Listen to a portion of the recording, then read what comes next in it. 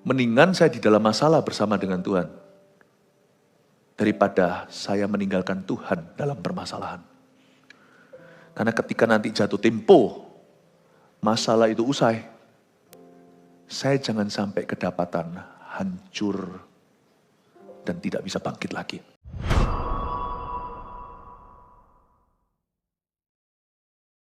Ajar kami semakin mengasihi-Mu dan makin mendalami pengajaran-Mu, semakin dalam kami mengerti dan mengenal jalan-jalan-Mu. Baik dalam suka maupun duka, ajari kami untuk tetap setia. Bapa, kami mengasihi-Mu. Teach us, Lord Jesus. Sampaikan sabda-Mu, celikan mata hati kami jikalau kami masih dibutakan oleh sesuatu. Jikalau kami masih belum mengerti cara pandang Tuhan, buka wawasan kami. Dear Roh Kudus, Allah Roh Kudus yang kami cinta. Sembunyikan hamba-Mu di balik salib-Mu, berikan kepada hamba-Mu kata-kata hikmat yang akan sungguh-sungguh membuat hati kami terangkat ke tahta Tuhan. Makasih Tuhan. Dalam nama Yesus, haleluya, amin. God bless you, berikan tepuk tangan untuk Tuhan. 1 Korintus pasal 10 ayat 13, satu ayat saja, saya berikan judul, persis judul lagunya, masalah itu biasa. Coba bisa beritahu kanan kirinya, masalah kita itu biasa. Ini aja langsung mematahkan satu stigma, satu mitos bahwa masalahmu istimewa. Sering kan kalau kita merasakan pergumulan, tekanan hidup, kita merasa kayak kita ini satu-satunya di seluruh dunia dan paling malang. Jangan mikir gitu, karena itu berujung kekalahan. After all, it's a lie. It's a devil-infused lie. Itu suatu bukan hanya dusta, itu benar-benar yang iblis ingin kita pikirkan. Kita baca dulu 1 Korintus pasal 10 ayat 13, mari kita baca bersama-sama.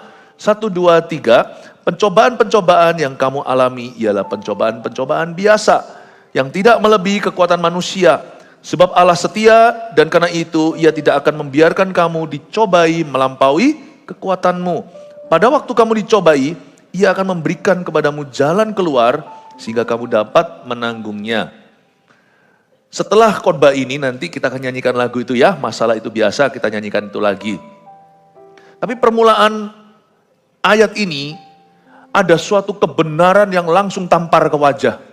Bagi orang yang suka meratapi dirinya, merasa diri paling kasihan, di sini firman jelas-jelas berbunyi, pencobaan yang kamu alami biasa saudaraku.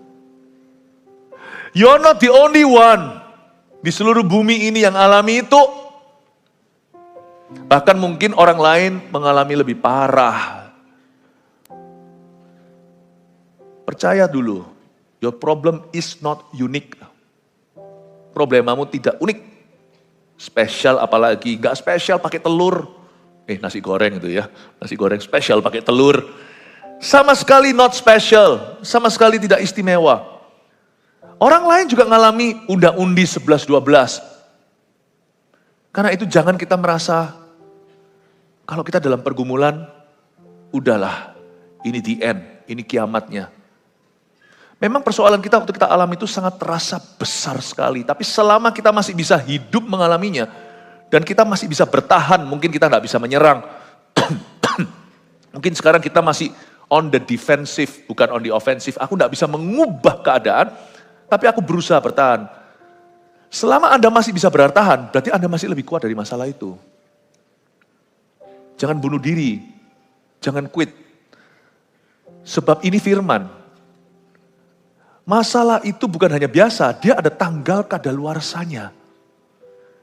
Kadang-kadang menjelang tanggal kadaluarsanya, expiry date, seperti produk yang kita taruh di kulkas, kita nggak merasa dia nggak jamuran gimana, enggak.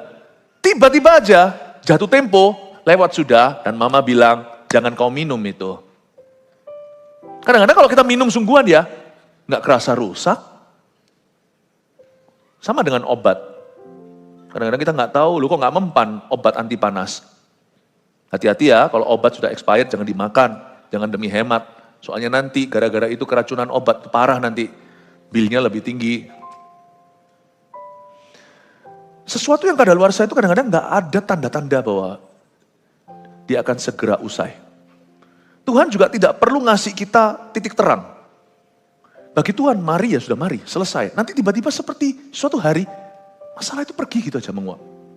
Ya enak Pastor Philip kalau bisa begitu kan, masalahku hutang piutang. Nggak tentu, kadang-kadang Tuhan nanti akan membuat itu tertutup. Kita aja deg-degan tiap bulan, nutup gak ini? Tapi ternyata bisa, memang gak kelimpahan ya, pas-pasan. Tapi setelah itu loh, kok bisa ya nutup terus? Nanti kalau tutup buku setahunan, kita pembukuan, ya kita mengadakan pembukuan, kok bisa ya? Bahasa Inggrisnya the end smith atau ujung tali dengan ujungnya itu bisa ketemu sendiri.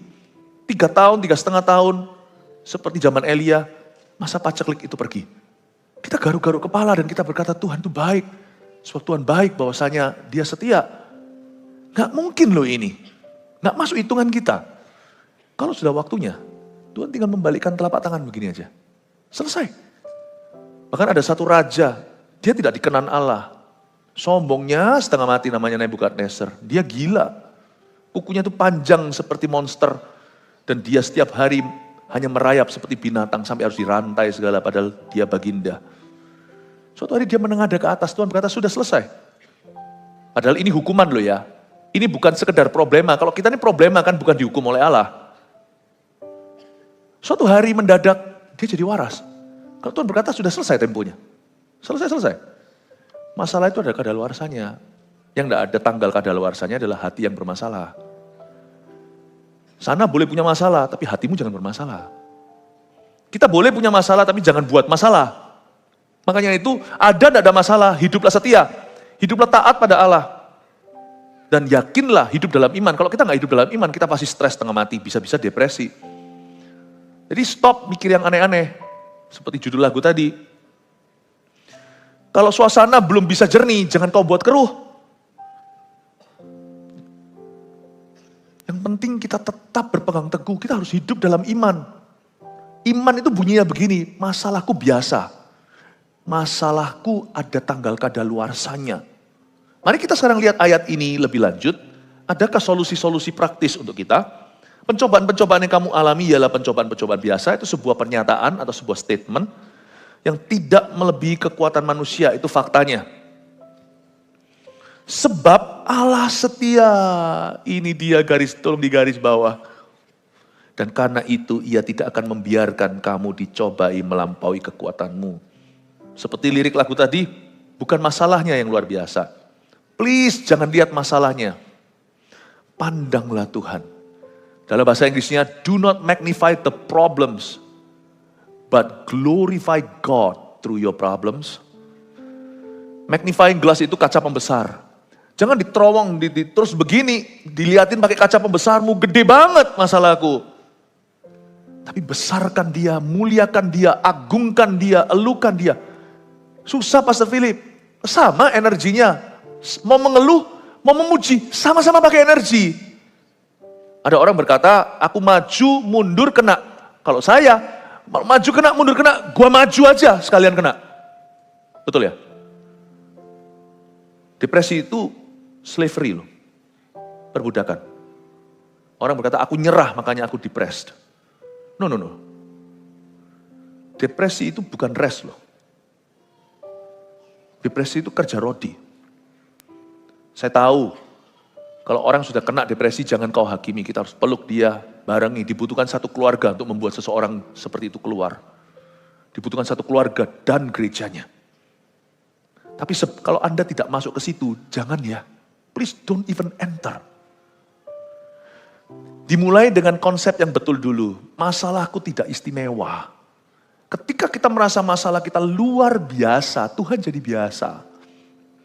Hati-hati, tadi kebaktian sebelum ini saya sampaikan kalau kita sudah sampai pada titik di mana otak, pikiran, dan hati kita dikuasai setan sepenuhnya, susah untuk kita keluar.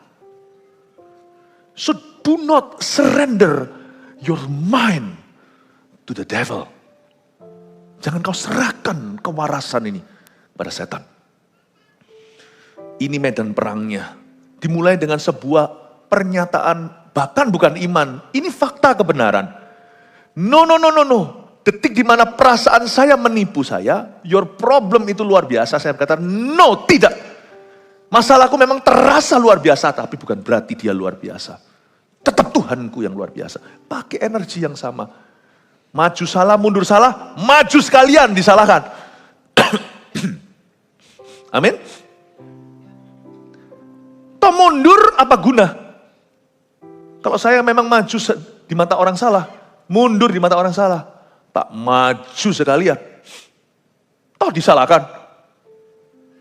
Melayani Tuhan disalah ngerti, diam saja orang tetap bisa menyalahpahami. Melayani Tuhan aku. Paling tidak dalam stres itu masih ada buah-buah yang kekal daripada stres saja atau stres melulu. Cengli, masuk akal? With the same energy. Energi yang sama kau pakai untuk mikir yang bukan-bukan. Kenapa enggak mikir firman Tuhan? Itu loh tadi, lebih baik merenungkan firman Tuhan daripada pikir yang bukan-bukan. Sebab Allah setia, magnify God. Sebab Allah setia. Allah itu setia. Pandang kesetiaannya. Allah sebab Allah setia. Makanya kalimat pertama di ayat 13 tidak mumpuni, tidak cukup. Harus ada fondasinya. Paulus berkata, masalah kita biasa karena Tuhan kita luar biasa. Dia berikan alasan mengapa kita boleh berpikir demikian, bahwa permasalahan kita tidak istimewa adalah karena Tuhan bisa, Tuhan sanggup, Tuhan mau. Fokus ke itu. Jangan fokus ke penyakitnya, fokus ke healernya, penyembuhnya. Tapi gini loh Pak Sevil, masalahku adalah, aku enggak sembuh-sembuh gimana? Masalahku tetap ada meskipun aku fokus ke Tuhan. Sampai kapan? Emang punya pilihan? Enggak fokus ke Tuhan, masalahnya juga pergi. Kalau masalah enggak pergi, kalau kita enggak fokus sama Tuhan, masalah tetap di sana, malah jadi parah. Atau saya fokus ke Tuhan, masalah tetap di situ. Saya tetap memilih untuk fokus ke Tuhan. Karena fokus ke Tuhan membuat saya waras. Masalahnya tetap sama. Tapi kalau nggak fokus pada Allah, kitanya yang berubah. Cilaka, masalah tetap ada. Tapi sekarang saya pun jadi orang bermasalah. Paham maksud saya? Kalau saya fokus ke Tuhan Yesus belum ada mujizat. Nggak fokus sama Tuhan Yesus, semakin hancur-hancuran. Saya fokus deh ke Tuhan. Maju kena, mundur kena, maju sekalian. Percaya Tuhan belum lihat jawaban, gak percaya Tuhan. Waduh, mendingan saya di dalam masalah bersama dengan Tuhan. Daripada saya meninggalkan Tuhan dalam permasalahan. Karena ketika nanti jatuh tempo, masalah itu usai.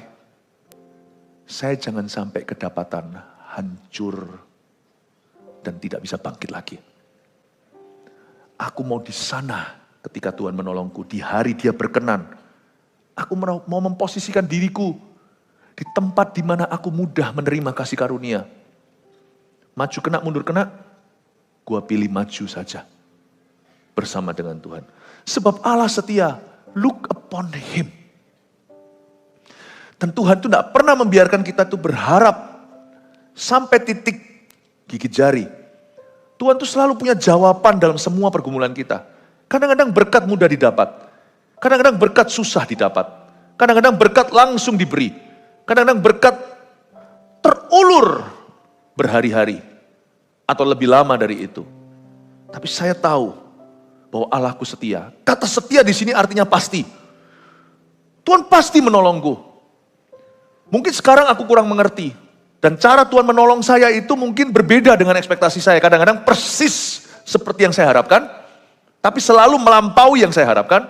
Tapi kadang-kadang berbeda yang saya harapkan. Pokoknya Allah setia itu artinya Tuhan pasti menjawab aku. Ya, tidak, atau tunggu, Dia pasti menjawab saya. Sebab Tuhanku nyata, Allahku hidup, Dia tidak mati. Dengan keyakinan yang pengku, yang keras kepala, dengan cara yang perlu, saya bisa pegang teguh. Membuat saya jadi sen, membuat saya jadi waras dalam problema yang menekan saya. My God knows where I am. Allahku tahu di mana aku berada, di kilometer berapa. Dia tahu aku bisa tersesat. Allahku tidak pernah tersesat dalam kasusku. Dia tahu di mana aku berada dan Dia berjanji menyertai. Dan bahkan ada ayat selanjutnya, Dia akan memberiku jalan keluar dari masalah ini. Allah setia itu berarti kita appeal, naik banding untuk lihat karakternya. Kita pakai magnifying glass atau pakai kaca pembesar untuk terus menerowong kepribadiannya. Meskipun saya tidak tahu what to expect per today, hari ini, apa yang boleh saya ekspektasi. Satu hal yang pasti, jawaban doa itu persisnya wujudnya seperti apa kadang-kadang kita nggak tahu. Tapi karakter Allah seperti apa bukan misteri buat aku. Allahnya Abraham, Allahnya Yakub, Allahnya Ishak, bahkan Allahnya Yusuf yang ada di rumah Potifar di penjara itu. He is my God. He is my God. Jangan imanmu lemah. Jangan kehilangan iman saat dalam masalah. Justru gunakan iman dalam permasalahan. Iman kita dalam masalah tidak lagi bentuknya feeling. Mungkin imanmu terasa seperti biji sesawi tapi pas-pasan. Tapi jangan kau izinkan tercuri. Itu satu-satunya your lifeline. Seperti orang kalau sudah di ICU itu, di ventilator apalagi, itu satu-satunya masuk oksigen ya dari selang itu. Bahkan dibolong di sini. Kalau Anda tahu dalam permasalahan, satu-satunya yang tertinggal adalah pengharapan. Jangan kau lepaskan. Meskipun perasaan Anda, imanku itu tidak ada. Orang lain yang melihatmu tahu bahwa imanmu kuat. Cuman kita tidak merasa karena kita dalam masalah. Orang lain itu kadang-kadang bisa di dalam batinnya kalau dia jujur. Dia bisa mengakui kalau itu aku yang alami, aku tidak mungkin sekuat kamu. Orang yang ditinggal mati. Tiba-tiba jadi janda. Nangis, sedih, tapi masih bisa bersyukur kepada Tuhan. Kita aja diam karena ini berkabung. Kita mikir kalau kita ditinggal pasangan, gak tentu kita bisa setabah dia. Sungguhan loh. Kalau dalam masalah itu iman gak kerasa memangnya. Siapa di sini merasakan air atau merasa basah kalau berada di dalam air? Waktu Anda menyelam, Anda gak rasa water. Ya. Kalau kita renang ya di tempat yang dingin itu paling gak enak itu waktu pertama kali nyemplung dingin. Tapi setelah lama kita masuk, kita tenggelam. Gak terasa tuh. Mana ada orang yang diving, yang menyelam basah.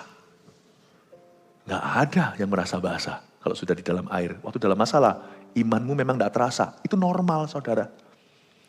Jadi jangan rasakan imanmu. Terus aja pengakuan iman. Jangan berhenti. Terus aja renungkan firman, lawan pikiran, apalagi pikiran yang aneh-aneh. Ada jalan keluar kok, sebab Allah itu setia, karena Ia tidak akan membiarkan kamu dicobai melampaui kekuatanmu, buktinya sana masih kuat. Tuhan tahulah batasnya. Misalnya kalau ada di sini yang sweet tooth, bahasa Inggrisnya, yang suka manis-manis, hati-hati gula darah, diabetes ya. Apalagi kalau ada keturunan dari sisi mama. Misalnya kalau ada di sini tuh nggak tahan pencobaan, makanya mau manis terus. Nggak mungkin lah. Tuhan nggak akan berangus mulut kita karena kita bukan hewan. Selama kita masih diberikan kemerdekaan atau kebebasan sebagai manusia, pasti ada pencobaan karena kita punya pilihan. Tapi nggak mungkin Tuhan itu akan izinkan. Ya, misalnya orang yang demikian, misalnya dia adalah seorang bapak, anaknya suka makan coklat. Nggak mungkin lah bapak itu iseng lalu anaknya dikasih pabrik coklat gitu ya. Atau bukan pabrik coklat ya, bukan lah ya. Tapi anaknya itu nggak mungkin lah.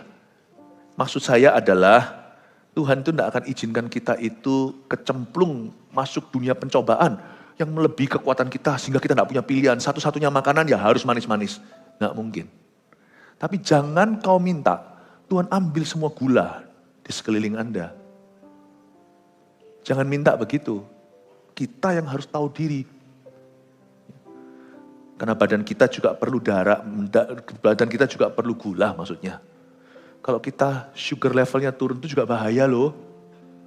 Makanya orang pakai alat ini kadang-kadang untuk bisa mengukur gula kelebihan atau berkurang. Orang bisa mati loh kalau kadar gulanya itu tiba-tiba drop. Tetap akan ada pencobaan sekeliling kita. Tapi Tuhan tidak akan jorokkan kita atau kita tidak akan didorong masuk ke dalam pencobaan yang melebihi kekuatan kita.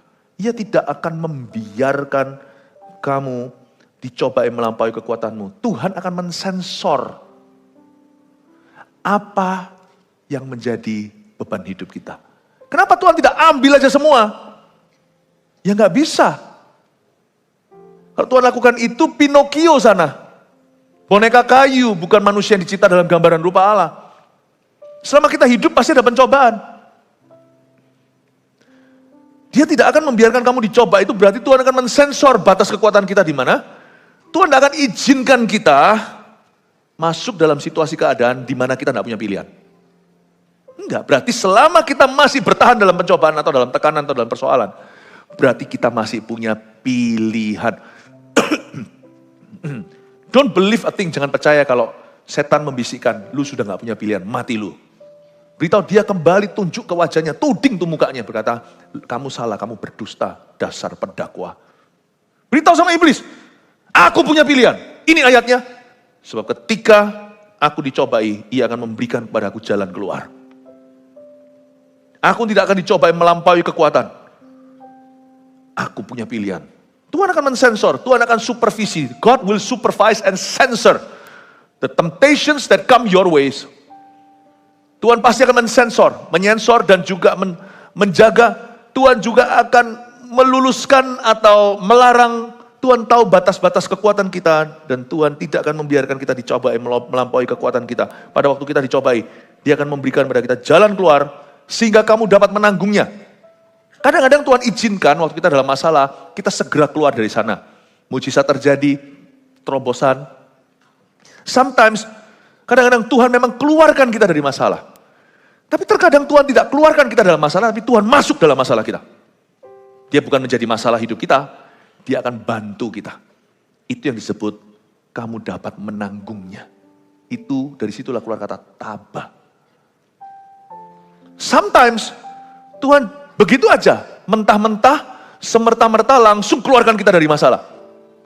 But sometimes God will be with you in your troubles. Allah akan menyertaimu di dalam permasalahan itu. Kenapa mujizat terjadi? I don't know, saya tidak tahu. Kenapa nggak langsung berubah keadaan? Kan Tuhan bisa, saya tidak tahu. Jalan Tuhan bukan jalanmu, rencana Tuhan bukan rencanamu, timing Tuhan bukan timingmu.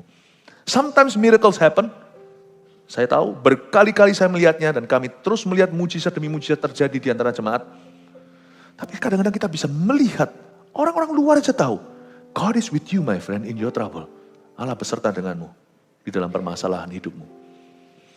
Tuhan akan memberimu jalan keluar, atau kamu bisa menanggungnya. Sehingga kamu dapat menanggungnya.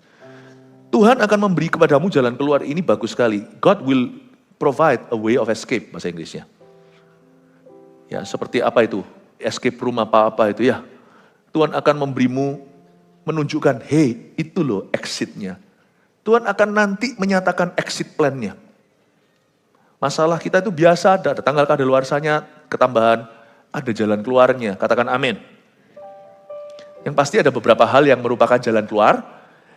Ada beberapa hal lagi yang nampaknya seperti jalan keluar, tapi bukan. Jangan ke sana ya. Misalnya, Anda berada di satu ruangan gitu ya, tempat dan kelihatannya itu menjanjikan, ada terang. Ini kayak di game room gitu ya.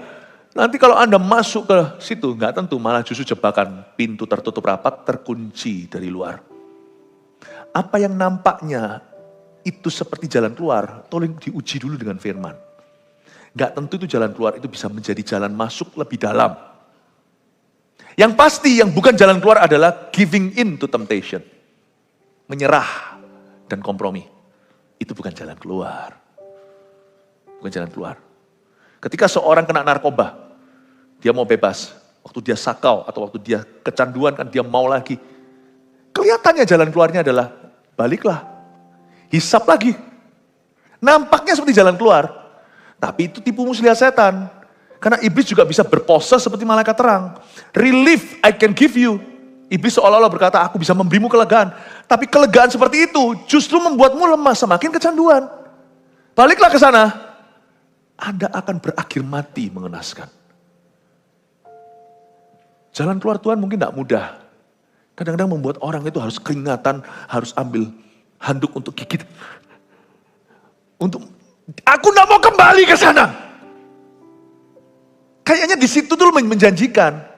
Isap sebentar kan puas. Orang-orang muda misalnya, mungkin dunia berkata it's okay lah. Untuk bisa meredakan biologi katanya, hormon segala. Sana, lakukan apa yang orang-orang muda selalu lakukan di dunia. Release your stress. Ini setan memberimu jalan keluar. Dia bertindak seolah-olah malaikat. I provide an escape for you. Kamu bisa lolos. Silakan. Daripada terus bertahan, tidak mau berdosa. Keluarkan. Nggak usah saya jelaskan ya. Dan anak kecil juga soalnya. Really? After that, you're satisfied? Atau habis itu, kena belenggu? Satu hal ke hal lain, setelah itu merasa guilty, merasa bersalah. Gak keruan harinya. Gak bisa cuman sekedar begitu. Pasti harus ada materi namanya pornografi. Lalu habis itu tercemarlah dia, hubungannya kacau dengan Tuhan. Lalu nanti kemudian jadi karakter, nanti kemudian pacaran juga tidak benar pacarannya. You think that's a way out? That's a way in. Itu bukan escape, itu bukan jalan keluar, itu jalan masuk ke sesuatu yang lebih buruk. Dunia menawarkan. Tidak sembuh, didoain pendeta tidak sembuh. Ayo, pergi ke orang pintar. Orang pintar tidak akan, orang yang sungguhan pintar tidak akan ke orang pintar. Setan itu hanya bisa memindahkan penyakit, dia tidak bisa menyembuhkan. Namanya tipu muslihat. Tapi setelah itu, jiwamu diikat. Ada tumbalnya itu. Kalau Anda tidak bisa membayar tumbalnya, Anda bisa dibuat nakaruan. Dan biasanya kau tumbalkan adalah anakmu, keturunanmu. Jangan tanda tangan kontrak sama setan. Dikasih barang apapun, itu enggak pernah free. Cuma-cuma itu hanya disalib. Yesus berkata, ampuni mereka. Cuma-cuma kau menerima, cuma-cuma berikan. Itu hanya Tuhan. Keselamatan itu tidak bisa berbayar. Setan itu lebih kejam daripada pengusaha yang paling licik di dunia. Daripada pemeras, daripada penjajah. Setan lebih ngeri. Mendingan Anda berurusan dengan mafia daripada sama iblis. Sama lintah darat daripada sama setan, sungguhan. Karena kalau Anda dealing dengan hambanya, lebih mudah daripada Anda dealing dengan bosnya. Setan itu adalah biang kejahatan. Jangan main-main. Ayo aja, ini, aku ada jalan lain, jalan ini. Ya ampun. Saya mau dorong Anda untuk mengerti bahwa ada jalan keluar yang nampaknya seperti jalan keluar. Jangan masuk ke sana. Banyak monsternya. Jalan keluar dalam Tuhan itu kadang-kadang tidak selalu kelihatan mujizat. Tapi saya menemukan beberapa hal yang bisa merupakan langkah-langkah ke arah sana. Pertama-tama yang harus Anda tangkap adalah percaya dulu bahwa masalahmu itu biasa. Itu permulaan jalan keluar.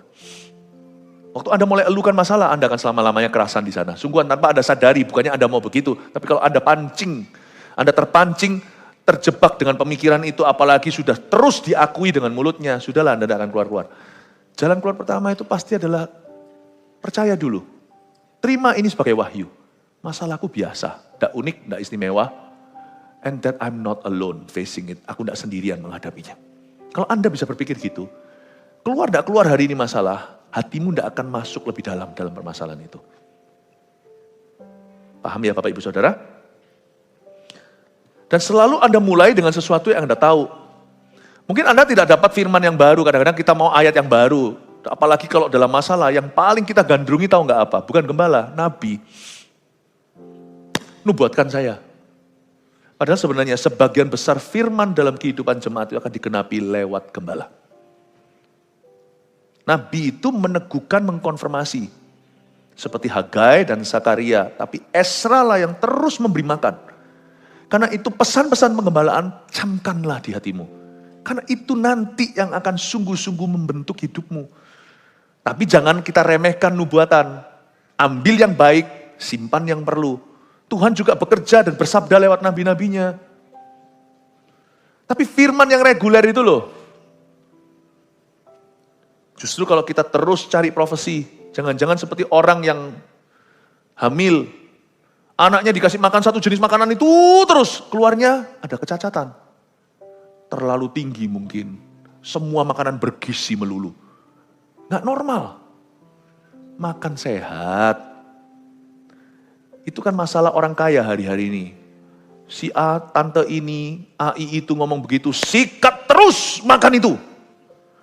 Keluar anaknya sampai juling semuanya.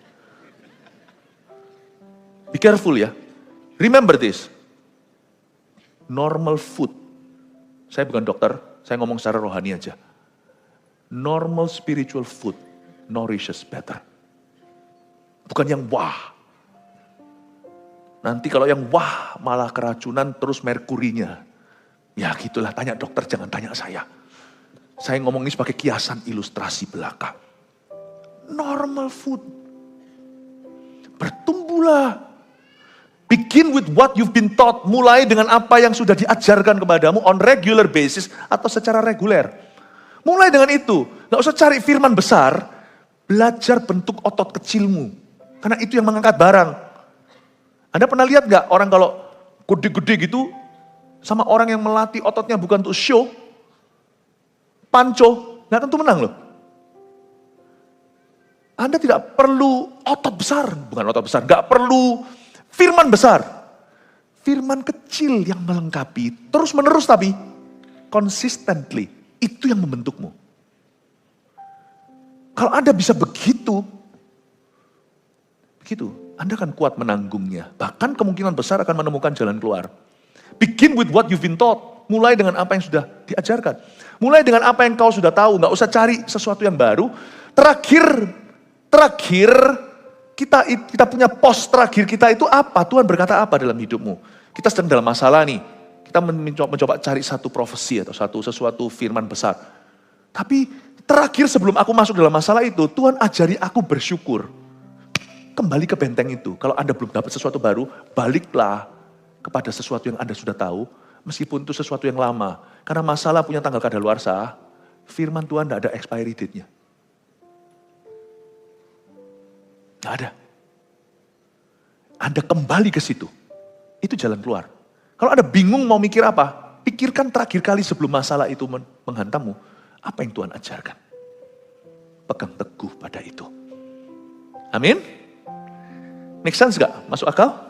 Semoga ini bisa berbicara dalam kehidupanmu. Dan selalu salah satu jalan keluar lagi yang saya lihat ya. Ini bukan jalan keluar sungguhan.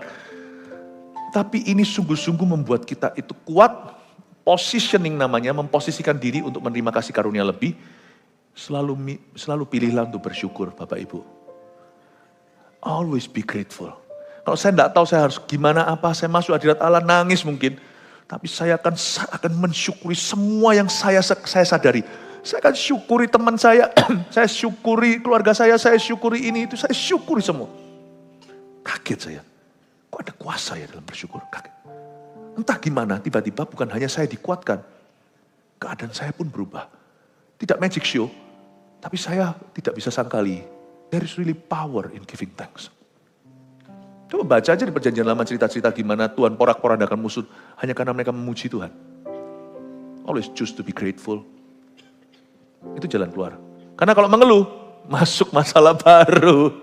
Orang mengeluh itu masuk masalah baru. Sungguhan itu. Orang Israel memang menghadapi raksasa. Mereka menghadapi teman-teman Goliat. Tapi mereka ngomel terus. Terus bersungut-sungut. Lihat ya, masalah mereka tidak pergi, masalah baru tiba. Yang satu belum kadaluarsa, tiba-tiba masalahnya ditumpuk dengan sesuatu yang mereka tidak duga. Matilah mereka di padang gurun. If I cannot make things better, I better not make it worse. Kalau saya tidak bisa membuat sesuatu lebih baik, saya tidak akan membuatnya lebih buruk. Bersyukur membuat kita selalu berada di pancang kasih karunia. Kita itu diposisikan kokoh patok-patoknya untuk kita menerima sesuatu anytime Tuhan mencairkan kasih karunia-Nya. Hal yang lain yang saya perhatikan jalan keluar adalah waktu Anda belajar untuk mendoakan orang lain. Itu obat luar biasa untuk jiwamu, sadarkah Anda? Kami ini sangat beruntung. Tapi kalau kami menyadari bahwa itu keuntungan, kalau enggak, hamba-hamba Tuhan pun pendeta-pendeta bisa stres setengah mati dan depresi. Kami ini suka tidak dan dalam duka, dalam kondisi baik atau tidak baik. Kami itu selalu diberondong, selalu akan diborong, selalu akan dikeroyok orang, doakan aku. And I think that's a place of privilege. Makanya kalau Anda di CG, Anda mengambil tanggung jawab, jadi pemimpin rohani buat seseorang, itu bukan beban. Itu privilege, itu hak istimewa. Karena ketika kita mendoakan orang lain, Kita sendiri dikuatkan. Itu jalan keluar. Sungguhan. Karena itu membuat kita dekat dengan tahta kasih karunia yang nanti kita sendiri pun akan memperoleh pertolongan untuk kita. Saya merasakan kalau saya mendoakan orang lain, jiwa saya pun dikuatkan. Lalu salah satu lagi jalan keluar, saya kasih beberapa saran. Menyaksikan kebaikan Tuhan. Mungkin Anda belum keluar dari masalah itu, jadi jangan menggurui siapa-siapa. Tunggu sampai keluar dulu, nanti baru cerita. Tapi kan ada banyak hal yang Anda bisa ceritakan. Kebaikan Tuhan. Mulut itu jangan dipakai untuk bersungut, jangan dipakai untuk pesimis. Nanti jangan-jangan Tuhan tidak berkenan seperti 10 pengintai itu. Wah, kami akan dimakan habis-habis, kami akan ditelan mentah-mentah.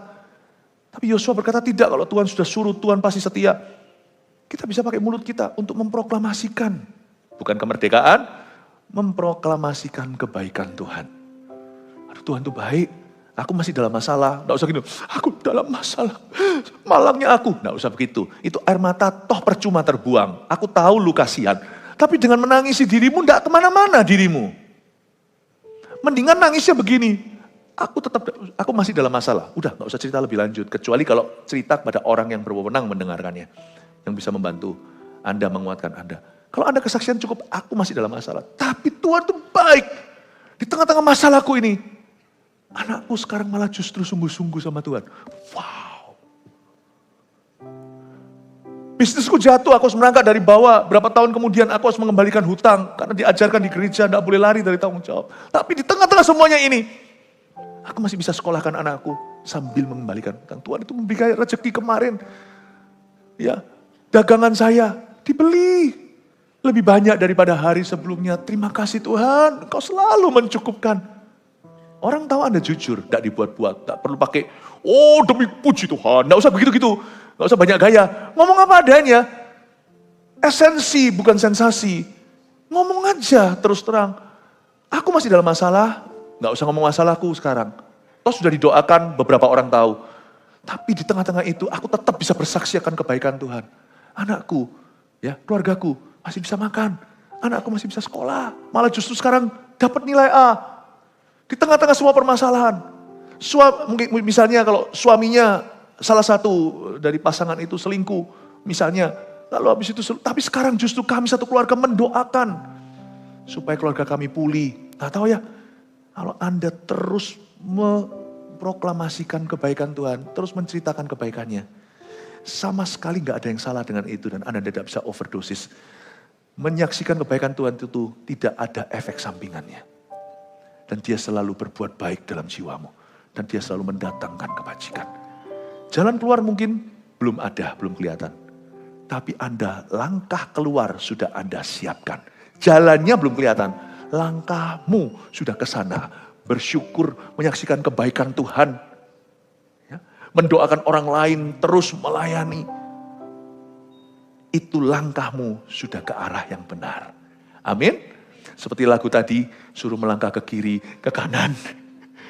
Tapi dalam kehidupan, Tuhan suruh kita melangkah ke jalan keluar itu. Siapkan dirimu, sebab Tuhan akan menolongmu. Tuhan tidak pernah meninggalkanmu yatim piatu. Kalau Anda belum lihat jalan, pilih langkahnya dulu. Saya tahu kalau Anda sudah melangkah ke situ, pas Anda sampai di sana, dan jatuh tempo Tuhan tahu kapan kadaluarsa. Anda terkejut, tiba-tiba pintu terbuka di depanmu. Tidak tahu dari mana. Yang penting Anda sudah melangkah dulu ke situ. Dengan iman percayalah, dalam pencobaanmu, dalam persoalan, Tuhan sudah, bukan akan, menyediakan jalan keluarnya untuk setiap kita. Haleluya. Yang percaya masalah kita biasa, Tuhan kita luar biasa, kasih tepuk tangan untuk Tuhan.